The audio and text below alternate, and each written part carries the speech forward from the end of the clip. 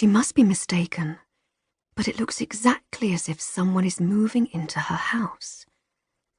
The van is parked halfway down Trinity Avenue, its square mouth agape, a large piece of furniture sliding down the ribbed metal tongue. Fee watches, squinting into the buttery sunlight, rare for the time of year, a gift, as the object is borne shoulder-high by two men through the gate and down the path. My gate. My path. No, that's illogical. Of course it can't be her house. It must be the Reeses, two down from hers.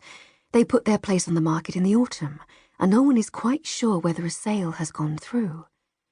The houses on this side of Trinity Avenue are all built the same, red brick double-fronted Edwardians in pairs, their owners united in a preference for front doors painted black, and everyone agrees it's easy to miscount. Once, when Bram came stumbling home from one of his quick drinks at the Two Brewers, he went to the wrong door, and she heard through the open bedroom window the scrambling and huffing as her inebriated husband failed to fit his key into the lock of number 87, Merle and Adrian's place. His persistence was staggering, his dogged belief that if he only kept on trying, the key would work. But they all look the same, he'd protested in the morning. The houses, yes, but even a drunk couldn't miss the magnolia, Fee had told him, laughing. This was back when she was still amused by his inebriety, and not filled with sadness or disdain, depending on her mood. Her step falters. The magnolia.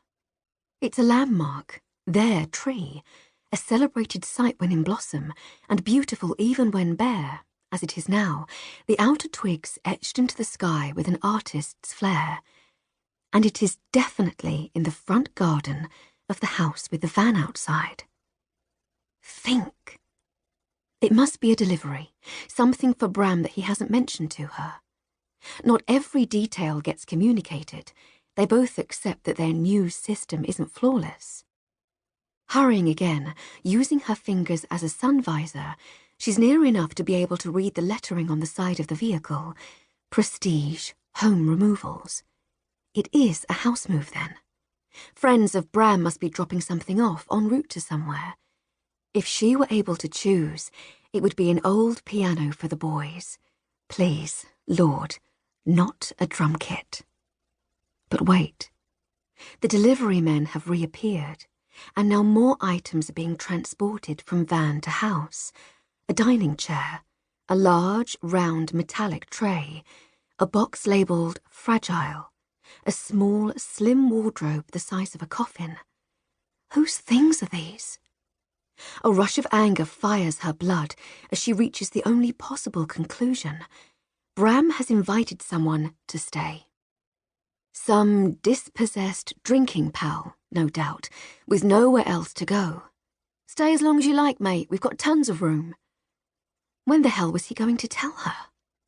Well, there's no way a stranger is sharing their home, however temporarily, however charitable Bram's intentions. The kids come first. Isn't that the point?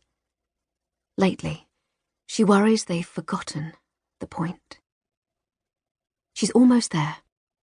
As she passes number 87, she's aware of Merle at the first-floor window, face cast in a frown, arm raised for her attention.